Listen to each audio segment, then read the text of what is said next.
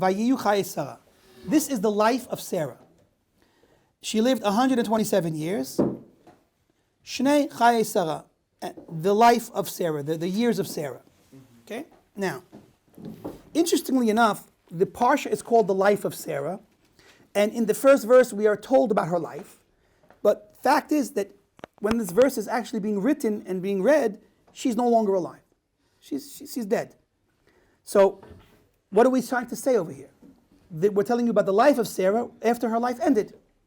Now, if the continuation would be a recap of her life, so then it would be like a book that we make after when a righteous person dies. So we make a book to show their life. But we don't talk about her life.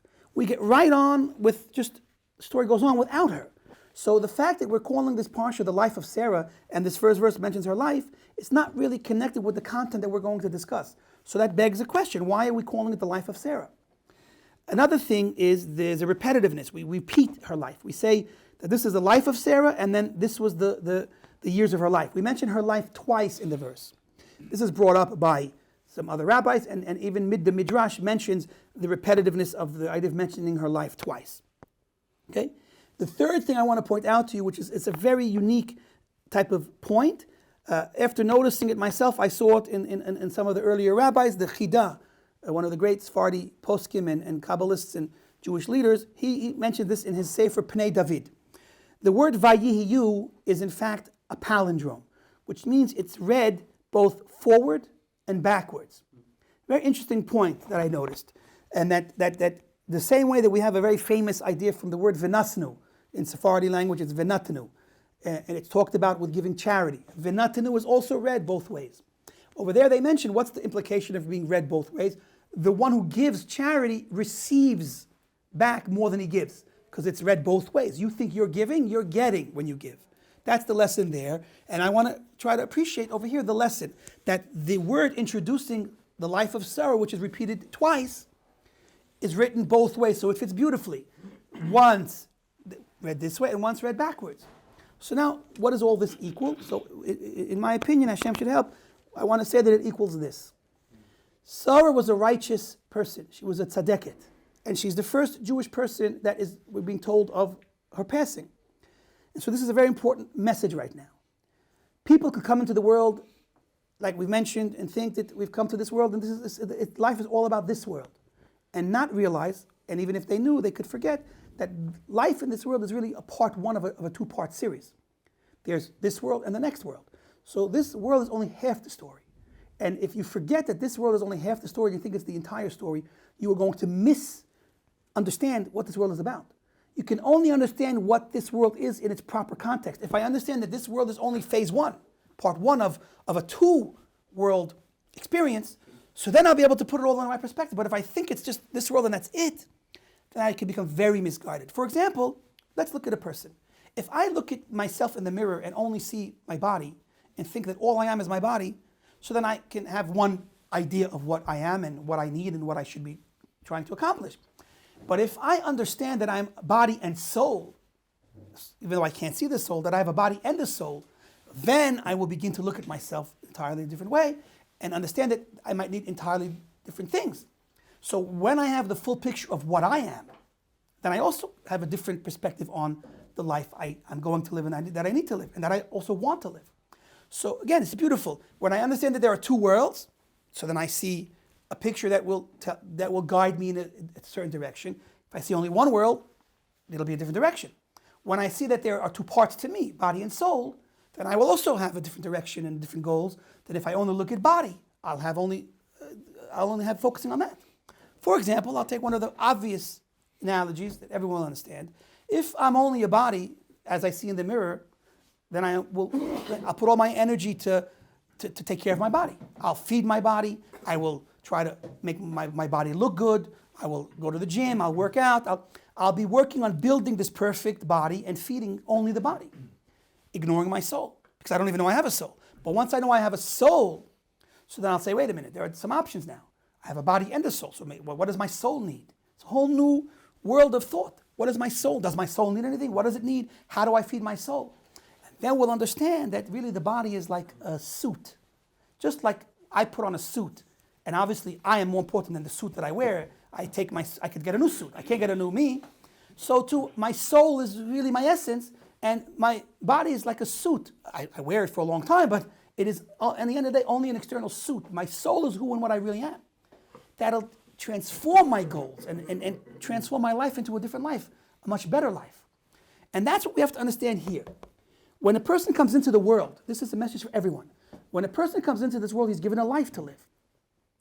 And he will live that life based on what he understands and what he thinks is what's worthwhile for him to invest in. Nobody purposely wastes their time and invests into the companies that are all going bankrupt. There is no businessman that's going to run around and invest into every bankrupt company because he wants to lose his money. They want to make money. A person wants to make something of his life. He wants to use his time. But it's all based on what he decides is important.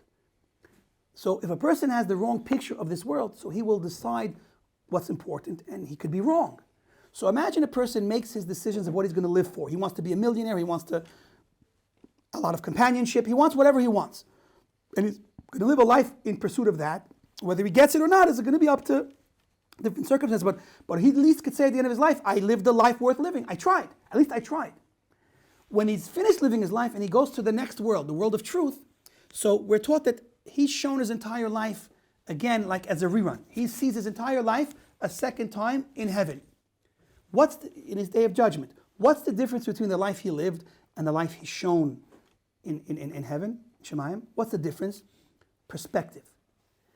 The life a person lives is based on what he understands and what he values. The life he's shown as a repeat of his life will be shown from the perspective of truth. So he lives his life once through his perspective, which could be false, and once from a perspective of truth. So now let's look at the verse again. Vayiyu Chayei Sarah. And this was the life of Sarah. But Vayiyu is read twice. It can be read forward and backwards. Why? Because Sarah lived the life based on her perspective, based on what she valued, based on what she thought will give her something worth living for. Everyone chooses to live. No one chooses to die. So she lived. And she has that life that she finished when she died at 127 years old. Now she's in heaven.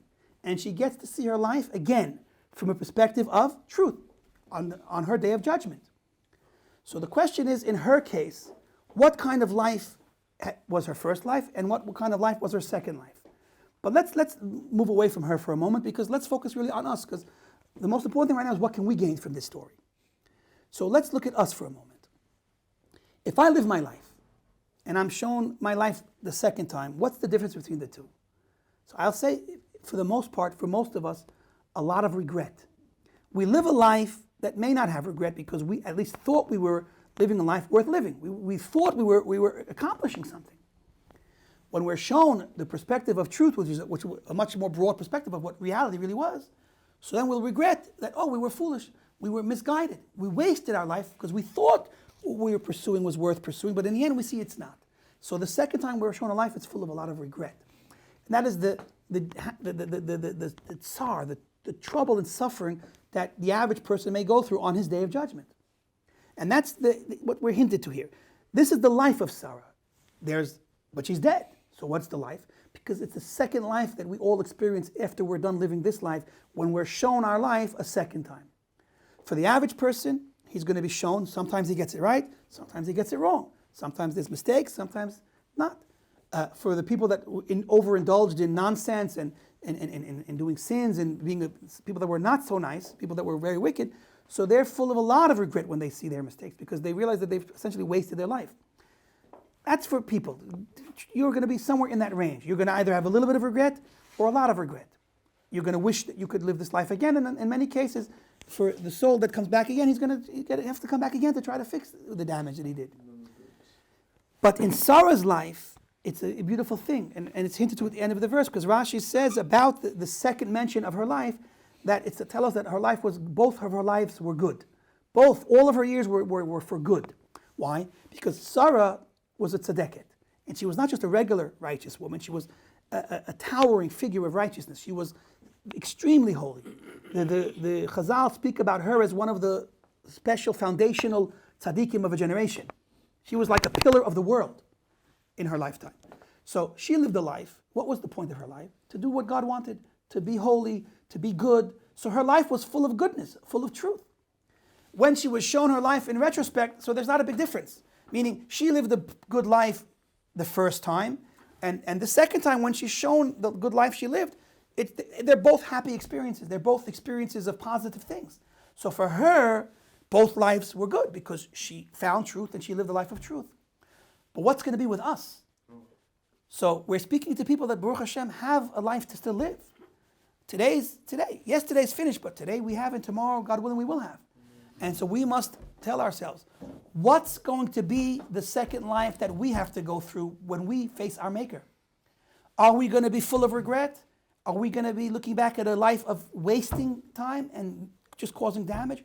Or are we going to be able to see a life where we built worlds together with Hashem? Are we going to be happy about the life we lived?